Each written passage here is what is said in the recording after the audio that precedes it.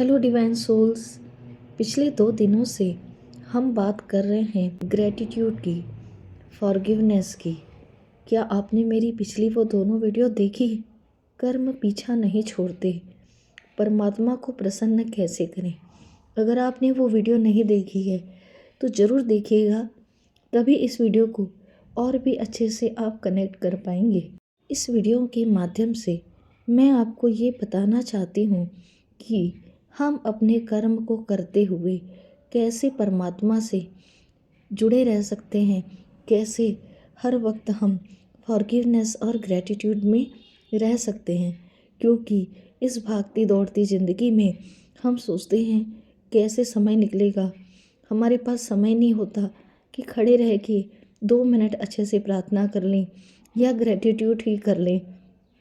यह कहानी जो मैं आपको बताने जा रही हूँ, ये आपको यह महसूस कराएगी कि कर्म करते हुए कैसे हम ईश्वर से जुड़े रह सकते हैं। एक बार एक दिव्य आत्मा के पास एक व्यक्ति आया और बोला, क्या करूं, मुझे बिल्कुल भी समय नहीं मिलता भगवान को याद करने में।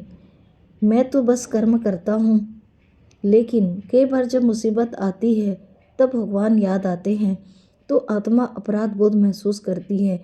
मन में ग्लानि महसूस होती है कि सिर्फ मैं काम के समय में या दुख या तकलीफ के समय ही परमात्मा को याद करता हूँ।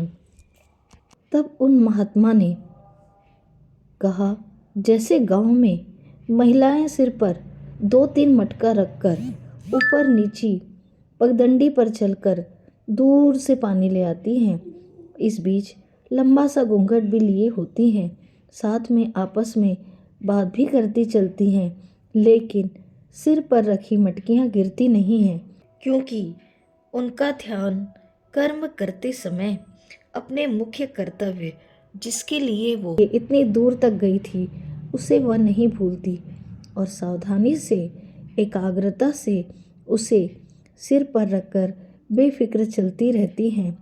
एक साथ कितने काम करती है। इसी प्रकार हे आत्मा, हे आत्मन, आप भी जीवन के सारे कर्म करते समय उस परम सत्ता को सदा याद रखें, जिससे आपको शक्ति मिलेगी, सहायता मिलेगी और आपका अहंकार मिटेगा। जीवन में बहुत ज़रूरी है कि हम अहंकार को त्याग दें, वो ईश्वर को समर्पित कर दें। जैसा कि कल के वीडियो में हमने जाना था, हमें अहंकार, क्रोध, लोभ, मोह, माया सब ईश्वर को समर्पित कर देना चाहिए और अहोभाव में रहना चाहिए, साथ ही फॉरगिवनेस करना चाहिए। तो दोस्तों, उस परम सत्ता से जुड़ने के लिए हमें समय की आवश्यकता नहीं है। हम नित्य प्रतिदिन अपने कर्म करते हुए भी उस ग्रैटिट्यूड के भाव में रह सकते हैं, फॉरगिवनेस के भाव में रह सकते हैं। अपने मन को शांत रख के जब हम ईश्वर के प्रति पूर्णतः समर्पित रहते हैं तो ईश्वर भी हमें हमारी हर गलतियों को माफ़ करते हुए हमारे कर्म बंधन काट कर हमारी प्रगति का रास्ता खोलते हैं, हमें बहुत सारा आशीर्वाद प्रदान करते हैं। तो दोस्तों, उस ईश्वर के प्रति अपना भाव, अपना आभार ज़रूर व्यक्त करें। अगर ये कहानी अच्छी लगी हो तो अपने जीवन में ज़रूर ईश्वर के प्रति समर्पण का भाव, धन्यवाद का भाव लेकर आएँ। आप सभी का मुझसे जुड़े रहने के लिए, आपके प्यार और आशीर्वाद के लिए मैं दिल से आपका आभार व्यक्त करती हूँ। आप सभी का बहुत बहुत धन्यवाद।